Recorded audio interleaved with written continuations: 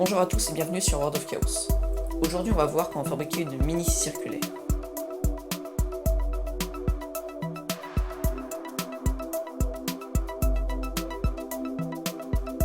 Alors j'emploie le terme mini scie circulaire parce que c'est le projet original, mais comme vous voyez à l'écran, ça peut faire quand même pas mal de choses.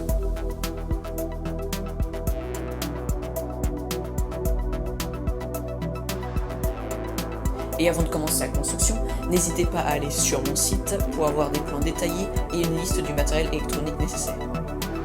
Je vais utiliser du médium de 10 mm. Alors pourquoi du médium? Eh bien parce que c'est tendre et donc facile à découper et ça va nous être très utile par la suite.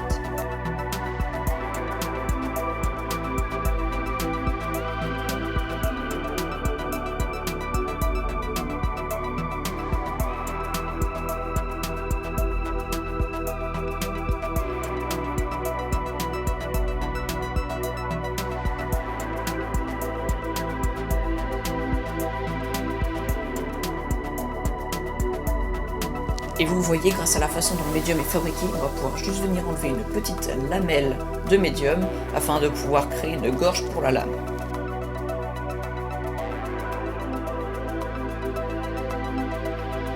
Wok nous a dit que le médium allait être très utile pour la conception.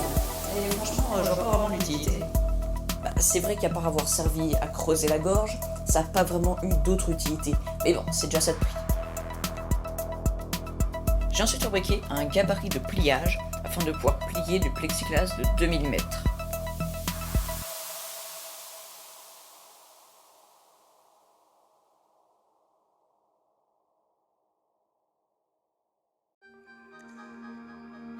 Comme vous voyez, j'utilise un décapeur thermique afin de faire fondre le plexiglas et qu'il prenne la forme du gabarit.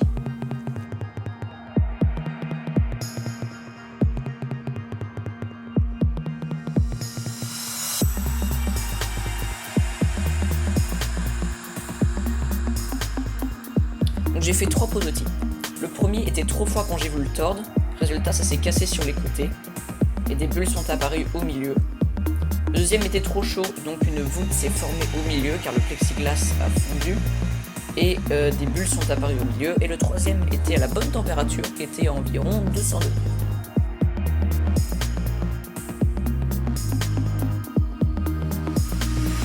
Je viens ensuite fabriquer les deux côtés du carter.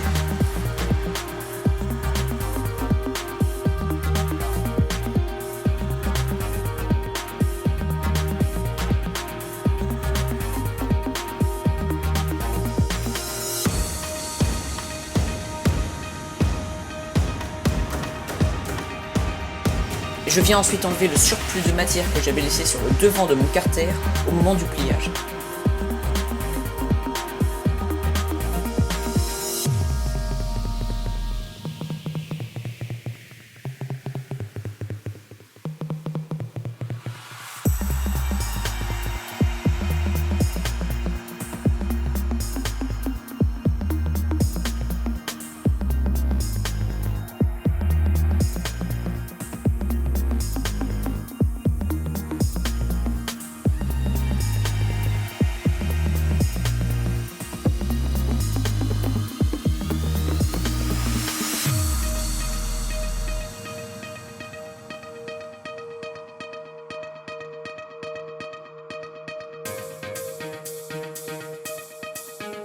On va maintenant venir fixer les équerres à la pièce du bas.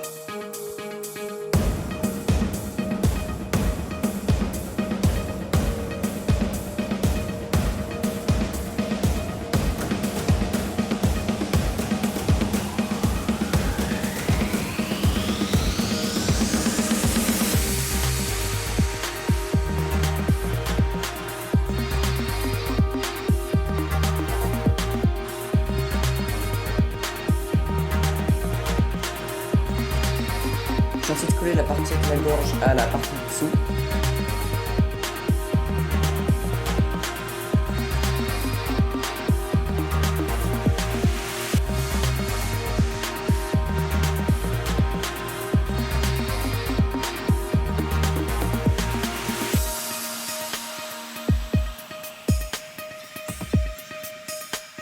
Puis je viens donner un dernier coup de serrage au vis.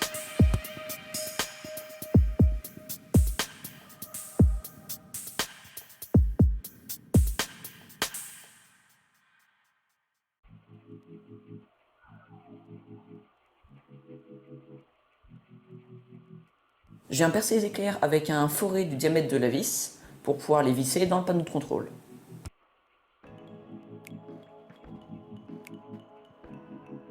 Voilà, donc je l'ai fait sur les 4 équerres, voilà ce que ça devrait vous donner.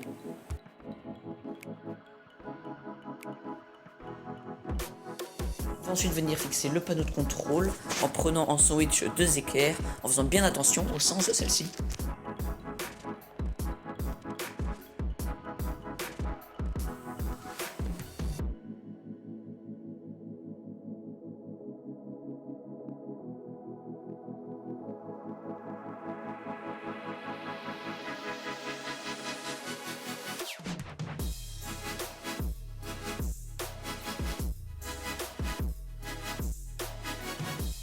Au niveau du carter, je vais juste venir coller les deux parties.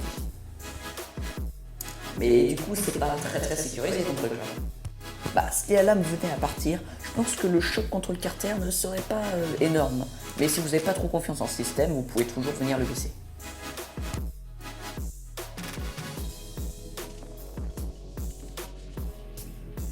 Donc là, la petite pièce que je suis en train de fabriquer va venir régler le problème de différence d'épaisseur au niveau de la charnière.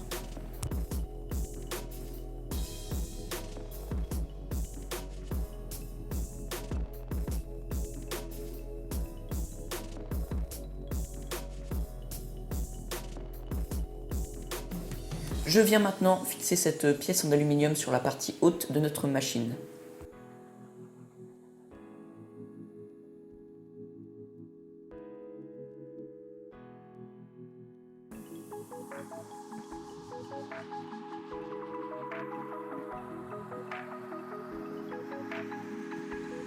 Voilà, tout est prêt. Maintenant, je viens fixer la charnière avec cette petite cale qu'on avait fabriquée précédemment.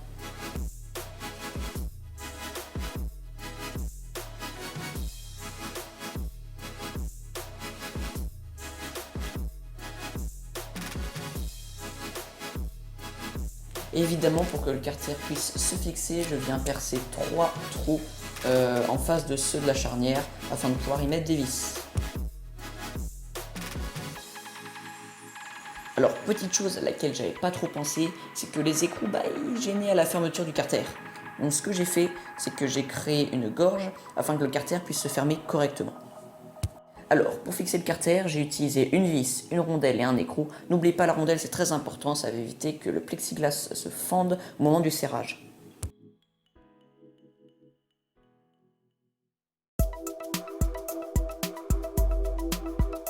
On va maintenant passer à la partie électronique. Donc pour le bouton off, j'ai utilisé le cache d'une horloge de compteur afin d'éviter que la machine s'allume par accident.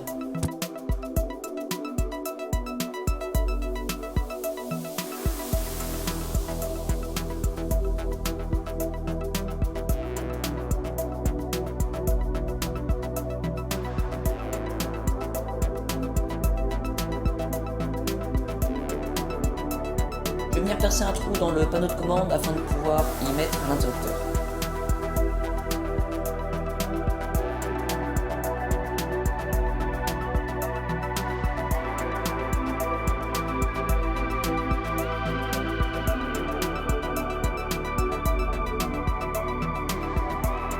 Pour le bouton d'arrêt d'urgence, parce que oui, c'est important sur ce genre de machine, je vais venir le placer sur la pièce du haut afin qu'il soit accessible, et pour cela, il va falloir découper la pièce.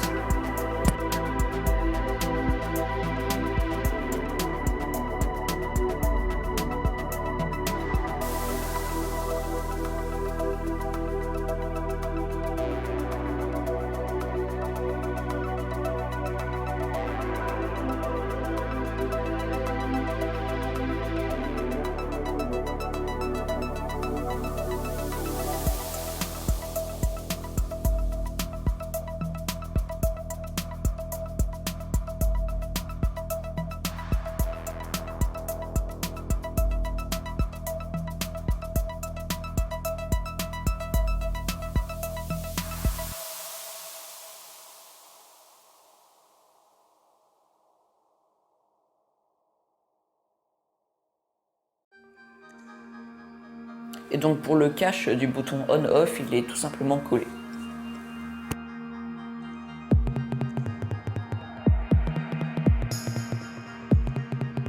Pour contrôler la vitesse du moteur, je vais utiliser un potentiomètre. Alors vous verrez, il va disparaître au cours de la vidéo parce que tout simplement j'ai testé et je ne vois pas l'utilité.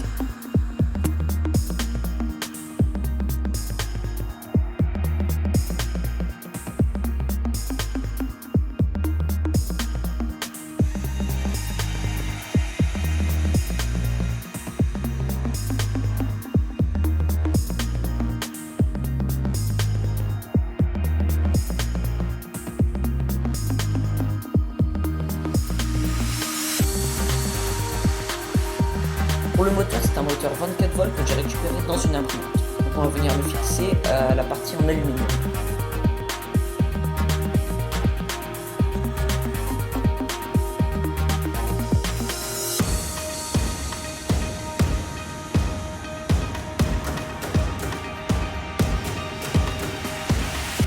Afin de faire passer les câbles du moteur et du bouton d'invergence, on va percer un trou dans le panneau de commande entre les deux câbles. Et c'est parti pour les soudures. On vient souder un premier fil donc du moteur au bouton d'adhérence.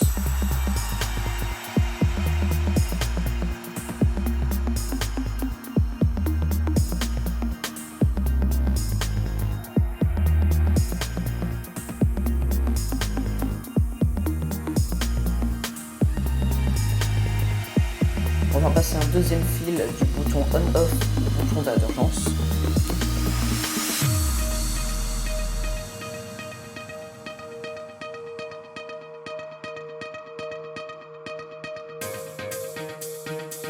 Alors si comme moi vous décidez de ne pas mettre de potentiomètre, vous pouvez tout simplement relier le bouton on-off à l'alimentation.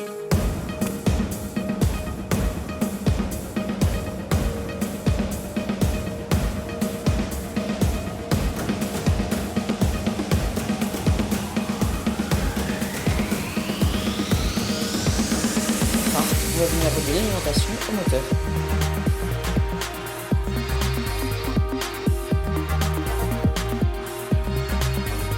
Vous le voyez, le câblage est très simple. Maintenant, on va pouvoir venir coller la prise au panneau de commande.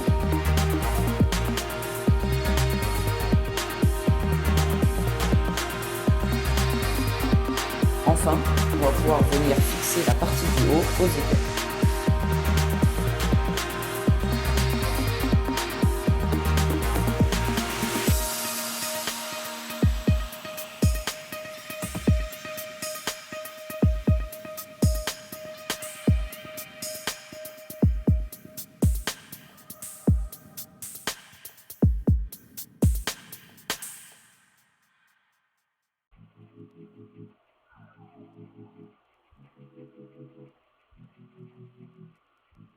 Et on va utiliser cette petite pièce pour fixer donc la lame.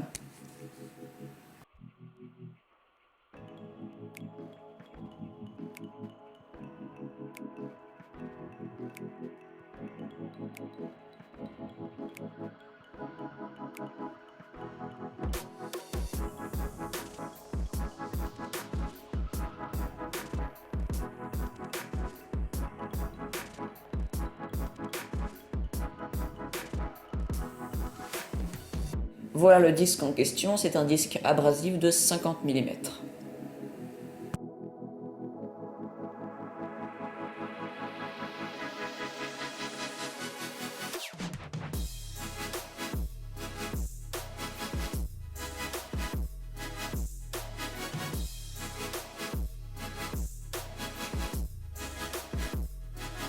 Et voilà, notre circulaire est maintenant prête.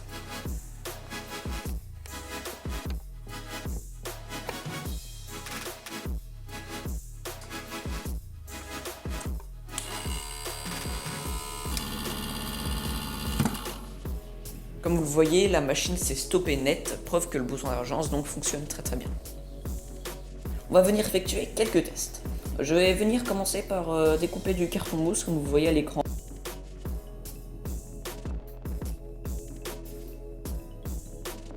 Je vais venir découper du plexiglas aussi, du bois, du fer comme vous pouvez le voir.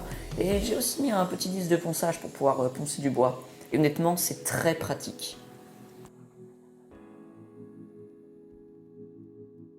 Merci d'avoir regardé cette vidéo, j'espère vraiment que ce projet vous aura plu. N'hésitez pas à me dire en commentaire si vous avez des idées pour l'améliorer. Et on se retrouve très bientôt.